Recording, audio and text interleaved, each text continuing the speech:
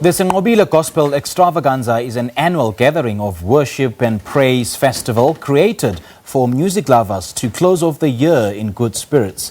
Set to take place at the Orient Plaza in East London on the 31st of December with industry giants such as Dr Rebecca Malope, Dumi Mokokstad, Zaza Mokgethi, Sbu Noah expected to set the stage ablaze. Attendees and gospel enthusiasts are promised a crossover like no other. To shed more light on what to expect, we joined in studio by the event founder and organizer Nomfezeko Mveku. A very good morning to you, Nomfezeko. Thank you so much for joining us. Welcome. Thank you, Simpewe. Good morning to you and the viewers at home. Well, let's talk about your journey as the founder of this event. Since it was still an idea to the extravaganza that is in today. Okay. The idea came about in 2013. And we started implementing it in 2014, January, but it was then later launched in December 2014 on the 31st of December. Okay. Yes. So how has it grown since then? It has grown, Simpiwe. However, there has been challenges, but creating the brand, it was a very challenging, but yet a best decision that I've ever made in my life. From challenging myself with the demands of the industry and trying to be the best amongst the events organizers in the province. It's been amazing. I don't regret having allowed myself to actually pursue the dream that I had. Yes. And the kind of challenges I would imagine are quite huge compared to the other non-gospel festivals in terms of sponsorship. I mean, Precisely. Sponsors prefer the non-gospel festivals compared to the gospel festivals, isn't it? Precisely so.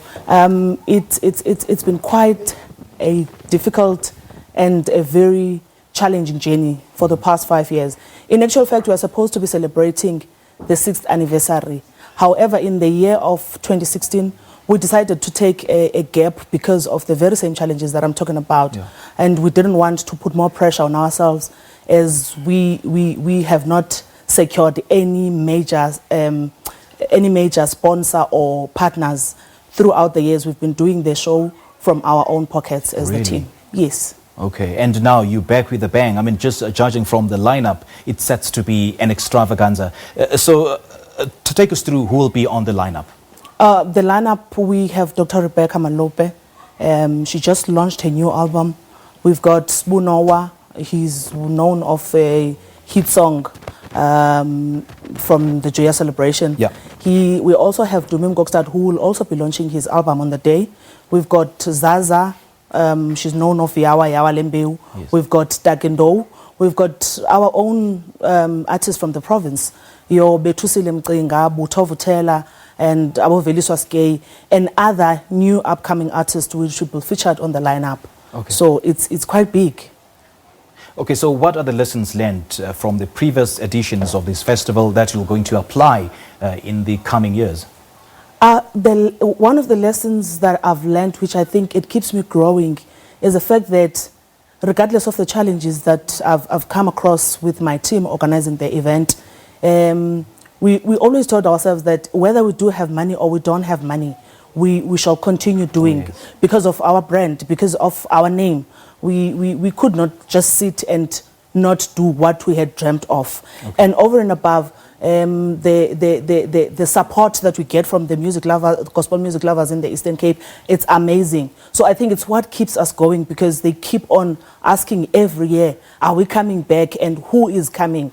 So as I'm saying, the challenge of the funding is also putting us in a very awkward position from time to time, because it becomes difficult for us to confirm the lineup and to even market the event on time, because you know, almost before you put Rebecca's face in the papers, you need to first pay the deposit. So you can't just go and market an event without paying the deposit, which I think, as much as it's a challenge, it was challenging. I feel it up to this far, it has given me strength to try and move the mountains if needs be for my brainchild.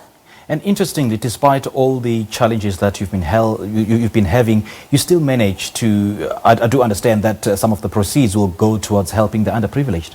Yes, yes. Our plan initially when we started the event was to help the underprivileged families, which we normally identify. Some we provide food after the 1st of January, after the 31st, we go visit homes and contribute what we can from the gate takings. But I must say, Simpiwe, it has been a challenging journey because remember, we don't get sponsors, and sometimes we are unable to fulfill what we had promised people.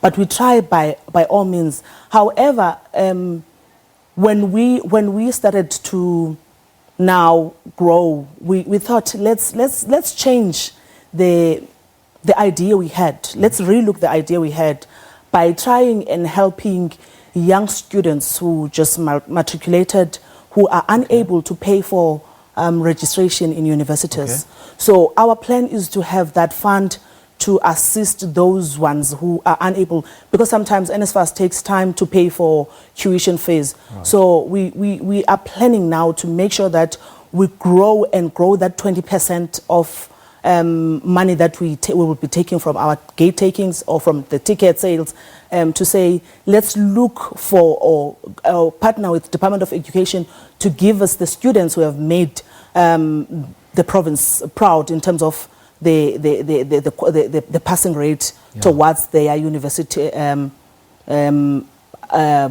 registration fee. Okay, let's look further to the coming years, to the subsequent editions of this show. What are you going to do differently in order to make sure that you attract a much bigger audience, in order to attract the much needed sponsorship and partners? I think what we need to consider now, because also we didn't do much in terms of looking for sponsors, because of the rejections we got previously. But I think the fact that now we are celebrating the 5th year, it gives us more strength to go look further and present our document to potential sponsors and partners, so that 2020, there's no way that we'll come up with the lineup end of November, just like we did now. Okay. And it's a strength, it's a stress, and it's frustrating because every time people will ask, who's coming to Sinqobile this year? And we are unable to answer them because we need to first honor the contracts with the artists. So we will try as early as April, try to prepare for the event and seek for funding that we really need for this event, because we are planning to take the 6th annual Sinqobile to a bigger and a better place, because the event is growing. Yeah. Yes. So in terms of the selection of the artists, what is the thought process? Because I would imagine from the pool of talent that South Africa has in terms of the gospel artists, every single artist would want to be featured on this one. So how do you drop others? How do you include others in the lineup? It's quite sad and quite painful, Simpiwe, I must say, because I have a gospel background. I used to be a backing vocalist to Dr Lusanda Mcinga. Okay. So it becomes difficult knowing very well what is happening in the industry, more especially in the gospel industry. The gospel genre doesn't get much support. So everyone would want to be featured in any opportunity that comes for the gospel artist to come and perform. But to answer your question, we normally put a question out to the fans on our social media and our website to say, who do you want to see in the upcoming Sinqobile? So you'd get the response from the fans as to who would they want to see. But in that process, we normally make sure that the Eastern Cape born artists are the most dominant on the lineup. If you can see now on this one, it's from Cape to Cairo, because these artists are from different provinces. Oh, yes. But of course, we had featured our own from the province. It hurts me the most because I would want to feature everyone. But like I'm saying, because we do not have a major sponsor or a partner which would be able to assist us in terms of making sure that these artists are taken care of in terms of their fees. And it hurts me because from time to time we have to go and negotiate their price because, of course, we do not have money, we do not have funding. So it's quite difficult. It's a difficult one to select the lineup. I can imagine. But then how do you respond to criticism that's leveled towards yourselves as the event organizers of this nature, that you don't give a platform to these unknown and upcoming gospel artists, you're only targeting the crowd pullers in order to push sales? We are not taking it lightly, and also it's a bit offending because they themselves, they know in order for you to have a sold out event, you need crowd pullers. There's nothing we can do. That's how the industry has been labeled. The entertainment industry at large, that's how it has been labeled. You can't have upcoming artists only, because you know what happens is that it happened one of my events, an upcoming artist was still performing, and the crowd started being like they were saying, "Get out of the stage. Yeah. We want so and so." So to me as well, it embarrasses the artist and my brand, because I'm trying to give opportunity to these young upcoming artists, knowing very well the background of my province in terms of the exposure and so we so are you're not basically going for a mix between the known and unknown, or you're only going for the known only? We're going for the known and unknown. Okay. There will be upcoming artists or on the one that is coming up on the 31st of December, Tuesday next week. It's just that they don't appear there. But we will have young and upcoming artists from the province. Okay. Yes. I mean, it would be so naive to even think that you wouldn't have rowdy gospel music lovers or attendees. I mean, violence is basically everywhere. But then in terms of the security, we always pose this question to event organizers: what have you done to boost up security? Okay. We normally have our own private security hired for the event. Okay.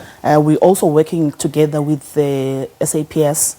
So there's always security. We've got the security from the Buffalo City municipality, which is the hosting city. Right. We have SABC on board. We've got our own private hired company, which looks after the proceedings of the event every year.